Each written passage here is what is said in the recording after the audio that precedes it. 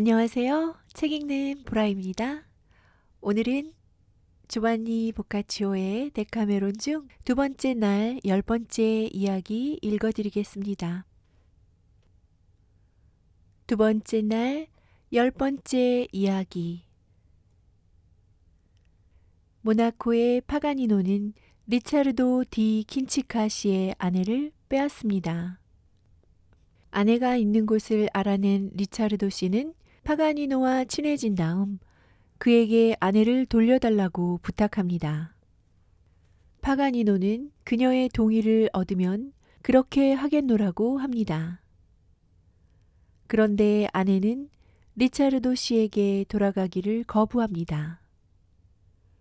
그리고 그가 죽은 뒤에 파가니노의 아내가 됩니다. 이 좋은 자리에 모인 사람들 모두가 여왕이 아주 훌륭한 이야기를 잘 들려준 것에 칭찬을 아끼지 않았습니다. 특히 그날 마지막으로 이야기를 하게 된 디오네오는 더 좋아했습니다. 이런저런 찬사의 말을 늘어놓은 뒤 디오네오는 다음과 같이 이야기를 시작했습니다. 아름다운 부인 여러분, 여왕님의 이야기를 들으며 내내 생각한 건데 한쪽 면만 볼 것이 아니라 다른 측면 또한 언급해둬야 할 것 같습니다. 추호도 의심할 줄 몰랐던 베르나보의 고지식한 행동이 그겁니다. 베르나보뿐 아니라 그 친구 말을 믿은 다른 이들도 고지식하기는 매한가지입니다. 자기들은 세상 곳곳을 돌아다니며 이 여자 저 여자를 만나 즐기면서 집에 두고 온 아내는 그저 무료하게 지내는 줄 알았으니 말입니다. 어디 그뿐입니까? 여자에게서 태어나고 여자들 사이에서 자라 지금도 여자들과 지내고 있는 우리는 여자들이 우리보다 한 수 위라는 걸 잘 모르고 있어요. 제 이야기에서는 베르나보 같은 사람들의 어리석음을 보여드리려 합니다. 동시에 타고난 자기 힘을 과대평가하면서 놀라운 상상력을 발휘하여 자기는 불가능한 것조차 다 할 수 있다고 믿으려 하거나 남을 자기에게 맞게 고치려 드는 자들의 더 큰 어리석음도 보여드리죠. 옛날 피사에 리차르도 디 킨치카라는 판사가 살았습니다. 육체의 힘보다 지혜와 관련된 재능이 뛰어났던지라 아마도 자기가 연구에 쏟아부었던 재능이면 아내를 만족시켜 줄 수 있으리라 생각했던 사람이죠. 대단한 재력가였던 그는 젊고 아름다운 아내를 찾는데 굉장한 노력을 기울였습니다. 그가 다른 사람에게 하듯 자기 자신에게 조언을 할 수 있었다면 아내를 구하는 일에 있어 젊음도 아름다움도 다 피했을 겁니다. 어쨌든 리차르도 씨는 바라던 바를 이루었습니다. 로토 관란디 씨가 자기 딸 바르톨로메아를 주었거든요. 바르톨로메아는 피사에서 제일 가는 대단한 미인이었죠. 사실 여자들은 대부분 못생기고 행실이 바르지 못하다고 알려진 터였는데 말입니다. 피사의 여자들의 이런 모습은 제노바 남자들의 탐욕과 더불어 피렌체에 널리 알려져 있습니다. 제노바 남자들의 탐욕에 대해서는 첫 번째 날 8번째 이야기를 참조하시면 됩니다. 판사는 그녀를 집으로 데려와 잔치를 크게 벌였습니다. 결혼식은 정말 성대하게 치러졌습니다. 결혼을 했으니 일단 첫날 밤에는 신방에 들어 단 한 번 아내를 품기는 했지만 일이 끝나기도 전에 녹초가 되고 말았죠. 다음날 아침 뼈와 가죽만 남아 극도로 쇠약해진 이 양반은 성욕을 촉진하는 백포도주와 강장제 그리고 원기 회복에 필요한 갖가지 약재를 들이켜야만 했습니다. 이 판사 양반은 자기 정력에 대해 더 잘 알게 된 터라 어린 아이용으로 만들어진 옛날에 라벤나에서 사용되던 것과 비슷한 달력을 아내에게 가르치기 시작했습니다. 당시 라벤나에는 교회가 굉장히 많았으며 그 교회들은 저마다 수많은 축일을 지키고자 했습니다.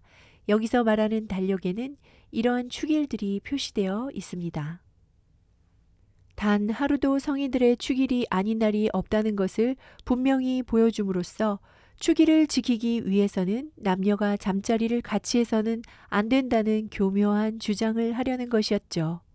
더욱이 사계절 초입에 사계대제의 주간이었고 사도들과 수많은 성인들의 기일 전야제가 있으며 금요일과 토요일, 주일이 있고 또 40일에 이르는 사순절 전체 기간 등 의무적으로 쉬어야 할 안식일들을 덧붙이고 거기에 더해 달이 차고 기울고 하는 여러 특별한 경우를 열거했습니다. 그렇게 함으로써 때로는 재판 업무에서 휴가를 얻는 것처럼 여자와 잠자리를 함께 하는 일도 쉬어야 한다는 인상을 주려 했던 겁니다.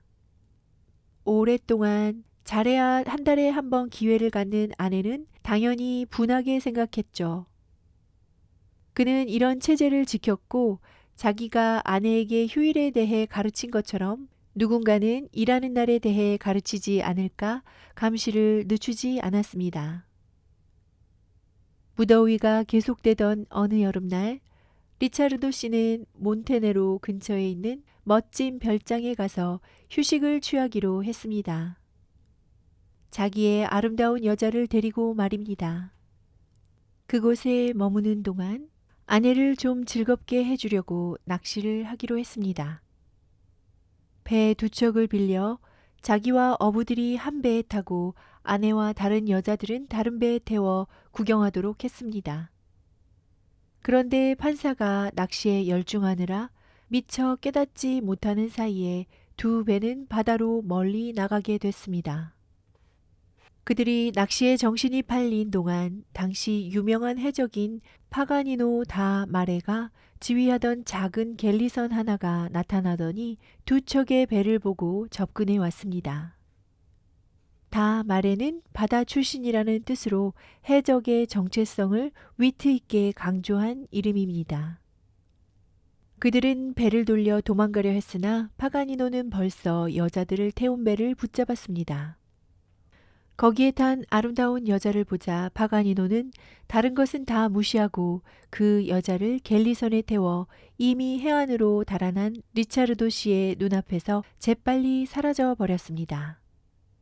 이 판사 양반이 이런 광경에 극도로 분노한 것은 말할 것도 없었죠.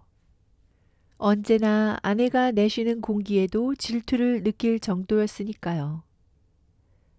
이제 그가 할 수 있는 일이라곤 피사와 다른 도시들을 다니며 해적들의 만행에 대해 푸념을 늘어놓는 것뿐이었습니다. 자기 아내를 납치한 자가 누구인지 어디로 데려갔는지 도무지 알 수 없었으니까요. 한편 파가니노는 미녀를 보고서 재수가 좋다고 생각했습니다. 데리고 사는 여자가 없었기 때문에 그녀를 곁에 두기로 마음먹었습니다.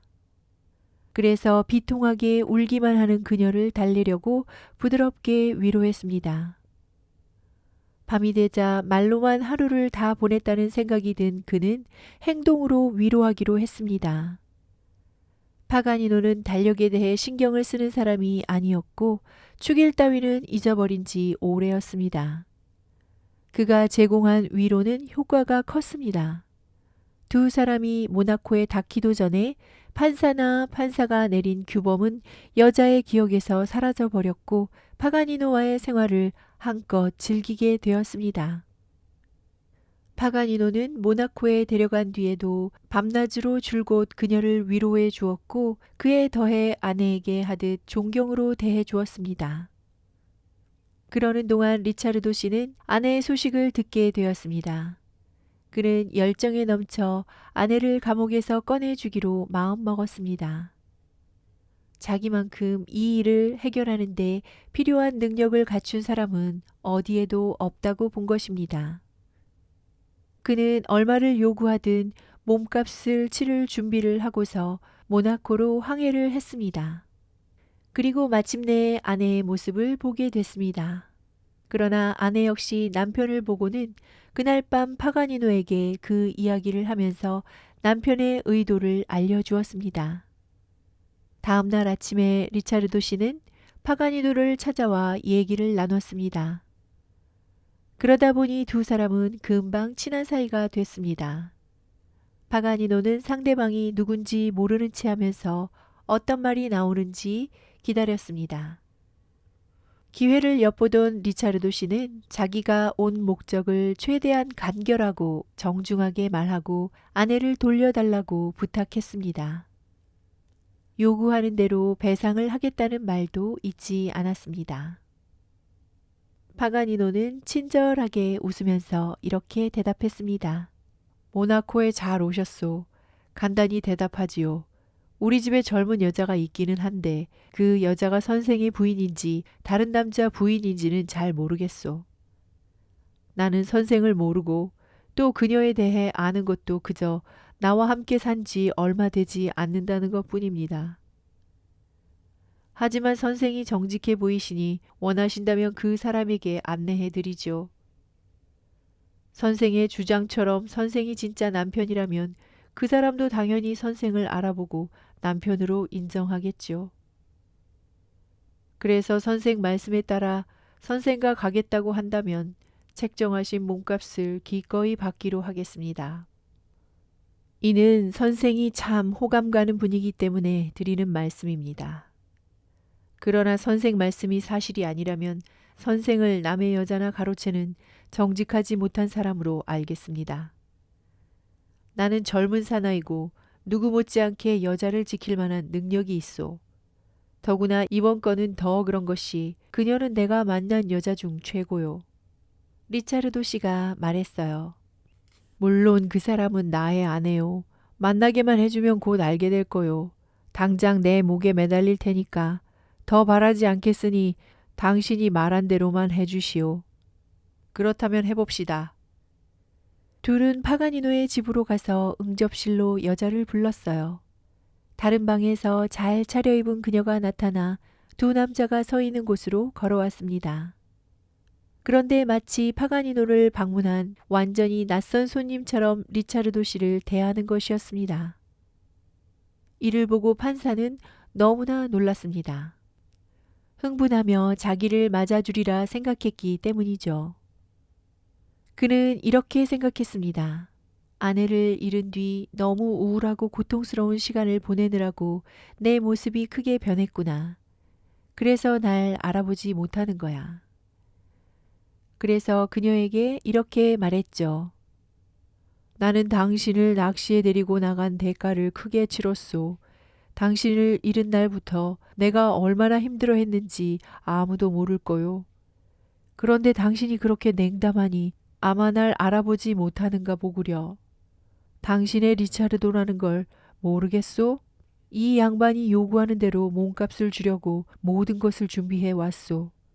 당신을 이 집에서 구해서 데려가려고 모나코까지 왔단 말이오. 이 양반이 친절하게도 내가 지불하는 대로 당신을 넘겨주겠다고 하는구려. 알아듣겠소. 저에게 말씀하시는 건가요? 아마 사람을 잘못 보셨나 봐요. 저는 도통 선생님을 뵌 기억이 없는데요.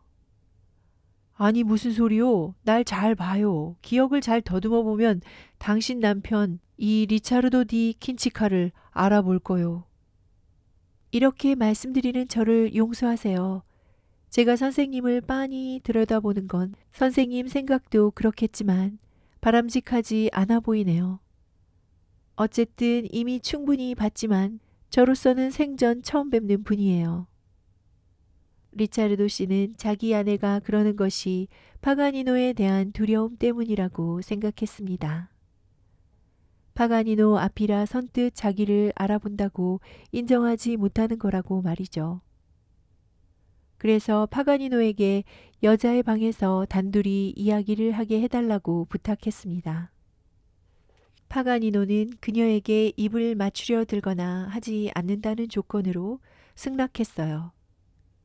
그리고 여자에게 리차르도 씨와 함께 가서 할 말이 뭔지 들어보고 좋을 대로 대답하라고 말했습니다. 그래서 여자와 리차르도 씨는 그녀의 방으로 가서 문을 닫고 앉았습니다. 리차르도 씨가 입을 열었습니다. 사랑하는 당신, 나의 보물, 나의 희망, 이제 당신을 생명보다 더 사랑하는 이 리차르도를 기억하겠소. 어떻게 그럴 수 있는 거요? 내가 그렇게 변했단 말이오. 아, 나의 사랑, 조금만 더 나를 잘 봐주시오. 이런 말을 하는 동안 이미 웃고 있던 아내가 말을 끊어버렸습니다. 내 기억력도 당신이 내 남편이라는 걸 알 만큼은 충분히 좋아요. 당신도 잘 알겠지만요. 하지만 당신은 나랑 살 때는 날 안다는 표시를 거의 하지 않았잖아요. 그때나 지금이나 당신이 바라듯 그렇게 현명하시다면 나같이 싱싱하고 정력이 왕성한 젊은 여자가 비록 수줍어 말은 못해도 음식과 옷 말고 다른 것을 필요로 한다는 것쯤은 아셨어야 하는 거 아니에요? 그런데 당신이 얼마나 인색했는지 아시죠? 아내를 데리고 사는 것보다 법 공부에 더 관심이 많았다면 결혼을 하지 말았어야죠. 더욱이 내 눈에는 당신이 판사라기보다 오히려 단식에 철야 기도에 온갖 축일의 전문가이자 공보관처럼 보였어요. 분명히 말씀드리지만 당신이 나의 작은 밭을 가꾸는 사람에게 그랬던 것처럼 소유주의 일꾼에게 그 많은 휴일을 주었다면 단 한 톨의 곡식도 건질 수 없었을 거예요. 하지만 자애로운 하느님께서 나의 젊음을 불쌍히 여기셔서 이 방을 함께 쓰는 남자를 만나게 해주셨어요. 이 방에서는 당신이 여자한테 봉사하기보다 하느님께 헌신하며 그렇게 떠받들던 그 축일이란 것이 대체 뭔지 아무도 몰라요.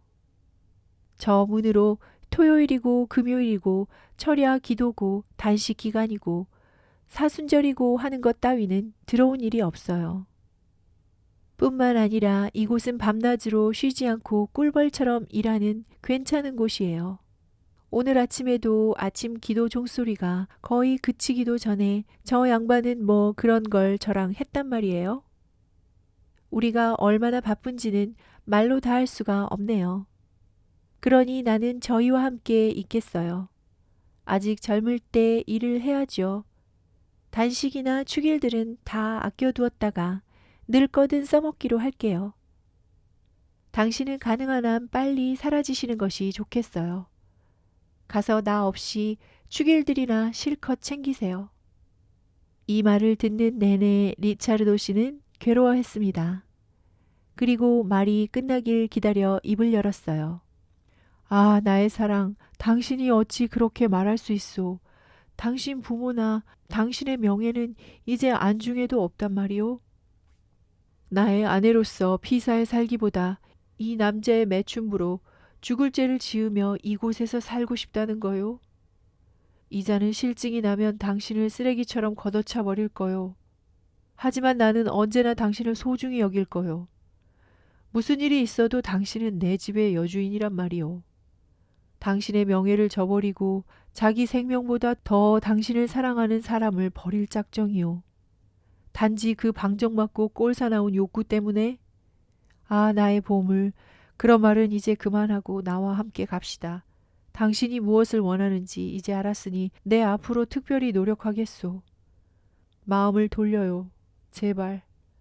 나와 함께 돌아갑시다. 내 인생은 당신 없어진 날부터 정말 비참하기 그지없었다오. 부인이 대답했어요. 제 명예로 말하자면 이제 와서 새삼 누구에게 지키고 말고 할 것도 없어요. 나는 그저 부모님께서 나를 당신에게 시집 보냈을 때 그 점을 생각하셨기를 바랄 뿐이에요. 하지만 부모님들은 내 명예에 전혀 관심이 없었으니 나도 그분들의 명예를 걱정할 마음이 없습니다. 내가 죽을 죄를 짓고 있다고 하셨나요? 그렇다면 그건 절국공이 찢는 죄가 되겠군요. 그건 내가 바라는 겁니다. 그러니 그런 유치한 얘길랑은 그만두세요. 다만 이런 말씀을 드리죠. 여기서는 제가 파가니노의 아내라는 기분이 들지만 피사에서는 매춘부 같은 기분이 들었어요. 달의 운행과 기하학적 산술 같은 대대한 이야기들로 우리가 결합하게 됐다는 둥 어쩌고 하지만 이곳에서 파가니노는 밤마다 밤새도록 나를 품에 꼭 안고서 애무하고 깨물고 한답니다. 하느님께 맹세하건대 그이는 날 혼자 버려두지 않아요. 당신은 노력하겠다고 하시지만 어떻게요? 3~4번 내기를 할 건가요? 아니면 막대기로 낚시나 하겠다는 건가요? 물론 당신을 떠난 후에 나는 당신이 훌륭한 사람이었다는 걸 알았어요. 그만하죠. 그런 노력은 잘 사는 데나 쓰세요. 쇠약한 몰골을 보니 그리 오래 버틸 것 같지 않아서 하는 말이에요. 아, 한 말씀만 더 드리죠. 만일 파가니노가 날 버린다고 해도 내가 원하기만 하면 그런 생각은 안 할 것 같지만요. 당신에게 돌아가지 않을 거예요. 당신을 머리끝부터 발끝까지 쥐어짠들 별 볼 일이나 있겠어요? 당신과 함께한 생활에서 얻은 것도 없어요. 그러니 혹시 그런 기회가 생긴다 해도 나는 나대로 다른 곳에서 운명을 시험하겠어요. 다시 한번 말씀드리지만 나는 이곳에 있을래요. 축일도 없고 철야 기도도 없는 이곳에요. 빨리 사라지지 않으면 도와달라고 소리를 지르고 날 겁탈하려 했다고 이를 거예요. 이쯤 되자 리차르도 씨는 무능한 몸으로 젊은 아내를 맞아들인 것이 얼마나 어리석은 일이었는지 깨닫고 방을 걸어 나갔습니다. 슬프고 어지러웠죠. 파가니노와 오랫동안 더 얘기를 나눴지만 아무 소용이 없었습니다. 마침내 별수 없이 아내를 남겨두고 피사로 돌아갔습니다. 그리고 슬픔에 사무쳐 골병이 든 그는 거리에서 만난 사람들이 물어보면 한 가지 대답만 하는 것이었습니다. 못된 구멍은 쉬는 날을 몰라. 그리고 얼마 지나지 않아 그는 죽었습니다. 이 소식을 듣자 파가니노는 여자가 자기를 깊이 사랑한다는 것을 알고 정식으로 혼인했습니다.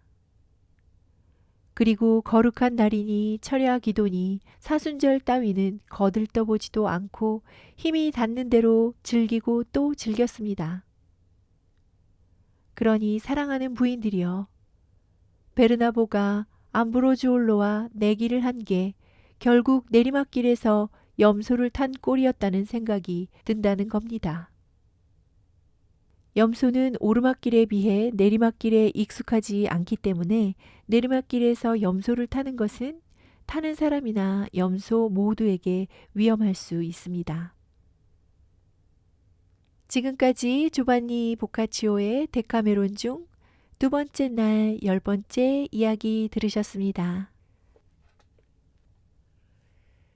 이 이야기는 거기 모인 사람들을 웃음의 도가니로 몰아넣어 모두 턱이 빠질 지경이었습니다. 부인들은 디오네오의 말대로 베르나보가 바보였다는 것에 만장일치로 동의했습니다. 이야기가 끝나자 여왕은 웃음이 잦아들기를 기다렸다가 앞서 정한 규칙에 따라 월계관을 벗어 네이필레의 머리에 얹어 주었습니다. 시간이 벌써 늦었고 모두가 이야기를 하나씩 했으며 자기의 통치도 끝난 것을 확인했기 때문입니다. 여왕은 웃으며 이렇게 말했습니다. 자, 이제 당신이 우리의 조촐한 나라를 다스리게 되었음을 선포합니다. 그리고 제자리로 돌아갔습니다.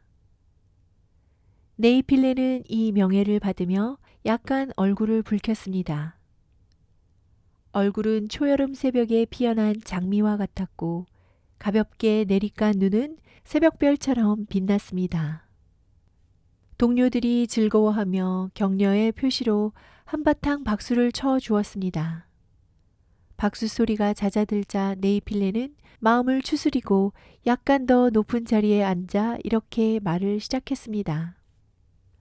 제 선임자가 탁월한 방식을 보여주셨으니 저도 여기서 크게 바꾸고 싶은 생각은 없어요. 여러분도 이미 그 방식을 찬송하고 따르셨으니까요. 그러나 여러분의 여왕으로서 제 생각을 간단하게 말씀드릴까 합니다. 여러분이 동의하신다면 실행에 옮기기로 하겠습니다. 아시다시피 내일은 금요일이고 모레는 토요일입니다. 두 날 모두 관례에 따라 금식을 해야 하기 때문에 많은 사람들이 지루하게 느낍니다. 더욱이 금요일은 우리를 살리기 위해 죽음을 맞이하신 주님의 순환일이기 때문에 특별한 경배를 드려야 하는 날이에요. 그래서 금요일에는 우리의 이야기를 주고받기보다 기도에 헌신하는 것이 하느님께 영광을 돌리는 일이라고 생각해요. 그게 항상 적절하고 올바른 처사잖아요. 토요일은 보통 여자들이 머리를 감으면서 한 주일 동안 봉사하느라 저마다 밴 먼지와 때를 말끔히 씻어내는 날입니다. 더욱이 여자들은 성모 마리아를 경외하여 토요일 하루 동안 단식을 하도록 되어 있고 다가오는 주일을 기념하는 표시로 모든 활동을 접어야 하지요. 따라서 토요일에는 우리가 해오던 일상적인 생활을 그대로 다 수행할 수가 없을 터이니 이날도 역시 이야기를 주고받는 일을 자제하는 것이 좋지 않을까 생각합니다. 그러고 나면 우리가 이곳에 머문 지 사흘째가 될 테니 다른 누군가가 방해받고 싶지 않으시다면 여기를 떠나서 다른 곳으로 가는 것이 좋을 것 같아요. 제가 이미 우리가 갈 만한 곳을 생각해 두었고 필요한 준비도 해 두었어요. 오늘 우리는 매우 광범위한 주제로 이야기를 나눴지만 일요일 오후에 낮잠을 즐기고 난 뒤 새로운 거처에서 모일 때까지 이런저런 생각을 할 시간이 있을 거예요. 또 우리 이야기의 주제를 운명의 수많은 측면들 중 어느 한 양상으로 제안한다면 훨씬 더 흥미로울 겁니다. 그래서 제가 생각한 주제는 이겁니다. 무척 열망하던 것을 교묘한 수법으로 손에 넣거나 잃었던 것을 다시 찾은 사람에 대한 것이죠. 자, 이 주제 안에서 동료들에게 들려줄 이야기를 생각해 봅시다. 유용한 이야기여도 좋고 재미난 이야기여도 좋아요. 디오네오님이 마지막 이야기를 한다는 특권은 그대로 두기로 하지요. 모두가 여왕의 말에 찬성했고 여왕의 제안은 만장일치로 채택되었습니다. 여왕은 집사를 불러서 그날 저녁에는 식탁을 어디에 준비할 것인지 설명하면서 자기가 여왕으로 있는 동안 할 일에 대해 상세한 지침을 내려주었습니다. 그런 뒤 여왕이 자리에서 일어나자 동료들도 여왕을 따라 일어났고 여왕은 그들에게 무엇이든 내키는 것을 하도록 여가를 주었습니다. 이에 따라 부인들은 세 청년을 데리고 작은 정원으로 가서 저녁 식사가 준비될 때까지 즐거운 시간을 보냈습니다. 그러고 나서 웃음소리와 즐거움이 가득한 가운데 저녁을 먹었습니다. 식탁에서 일어났을 때 여왕의 요청으로 팜피네아가 다음과 같은 노래를 부르고 다른 사람들이 화답을 하는 동안에 아밀리아가 춤을 추기 시작했습니다. 화답이라는 것은 후렴구를 합창한다는 뜻입니다. 내가 아니면 어느 여자가 노래하리. 내 모든 것에 만족하는 내가 아니면 그러니 오라 사랑이여 내 모든 기쁨 모든 희망 모든 행복의 원천이여 우리 잠시 함께 노래하세. 한숨도 아니요 쓰디쓴 고통도 아닌 오직 환하게 타오르는 기쁨을 그 속에서 나는 생생한 즐거움으로 빛이 나면서 그대를 나의 신으로 찬미하노라. 사랑이여 내 그대의 불 속에 들어간 첫날 그대는 내 눈앞에 힘과 날선 욕망과 용기가 진실로 그 누구 비할 자 없는 그 누구 더 나은 자를 찾을 수 없는 어떤 젊은이의 모습으로 나타났네. 그렇게 젊은이에게 내 마음을 불태우니 이제 나의 주인이여 그대와 함께 기쁨으로 그를 노래한다네. 내 지극한 즐거움은 그 속에 있으니 사랑이여 그대 덕분에 내가 그를 좋아하듯 그도 날 좋아하네. 이 세상에서 내 희망을 지니고 다른 세상에서 평화를 기원하니 내 그대에게 가져가는 온전한 믿음을 위해 혹시 하늘에서 이걸 보시면 그 왕국을 우리에게 활짝 여시지 않을까. 이 노래가 끝나자 다른 사람들도 다른 노래를 부르며 춤을 추고 여러 악기들을 연주했습니다.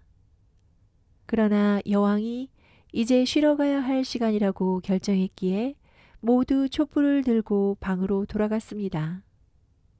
이어지는 이틀 동안은 여왕이 미리 설명한 일들에 참여하며 모두가 일요일이 오기를 손꼽아 기다렸습니다.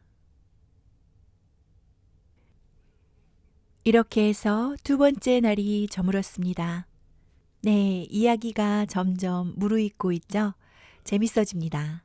이야기가 재밌으셨다면 구독, 좋아요, 알림 설정, 댓글 부탁드릴게요. 그럼 세 번째 날에서 다시 만나요. 책 읽는 보라였습니다. 오늘도 행복하세요.